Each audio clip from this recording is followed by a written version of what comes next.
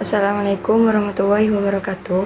Perkenalkan, nama saya Maulidia Firdaini dengan NIM 221105020057 dari Ekonomi Syariah 2. Saya di sini akan menjelaskan tentang kebijakan fiskal dalam ekonomi Islam dengan mata kuliah Ekonomi Makro Islam yang diampu oleh Dr. Abdul Wadud Nafis LC.MEI, yaitu yang pertama, pengertian kebijakan fiskal. Kebijakan fiskal ini merupakan segala urusan yang berkenaan dengan pajak atau pendapatan negara. Fiskal berasal dari masyarakat yang dianggap oleh pemerintah sebagai pendapatan yang digunakan untuk pengeluaran berbagai program-program. Dan di sini juga ada contoh-contoh kebijakan fiskal, yaitu yang pertama, banyaknya laporan penunggak pajak dan individu yang tidak melaporkan jumlah kekayaan. Yang kedua, kebijakan fiskal dalam perspektif Islam.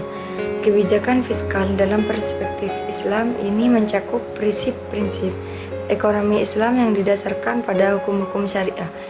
Dalam perspektif Islam, kebijakan fiskal harus mencerminkan nilai-nilai agama dan tujuan mencapai kesejahteraan sosial, yaitu prinsip-prinsip utama dalam kebijakan fiskal dalam perspektif Islam ini terbagi menjadi 5, yaitu yang pertama riba, 2 zakat, 3 wakaf, 4 jizyah, 5 hisbah. Yaitu yang pertama riba.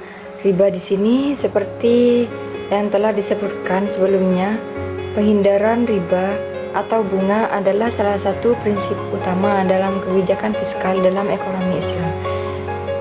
Sistem perpajakan dan pembiayaan negara harus menghindari penggunaan bunga. Terus yang kedua, zakat. Zakat ialah kewajiban bagi umat muslim untuk memberikan sebagian dari kekayaan mereka kepada yang berhak menerimanya, seperti fakir miskin, janda, anak yatim, dan lain sebagainya. Terus yang ketiga, wakaf. Wakaf adalah konsep di mana seorang menyumbangkan sebagian atau seluruh hartanya untuk kepentingan umum, seperti membangun masjid, rumah sakit, atau sekolah. Yang keempat, jizyah. Jizyah adalah pajak yang dikenakan kepada non-muslim yang ditinggal di negara dengan sistem ekonomi Islam. Kebijakan fiskal dalam perspektif Islam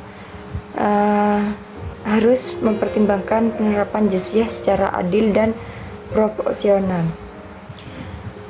Yang kelima, yaitu hisbah. Hisbah adalah konsep pengawasan moral dalam ekonomi Islam yang melibatkan tanggung jawab masyarakat untuk memastikan keadilan dan keberlanjutan dalam aktivitas ekonomi.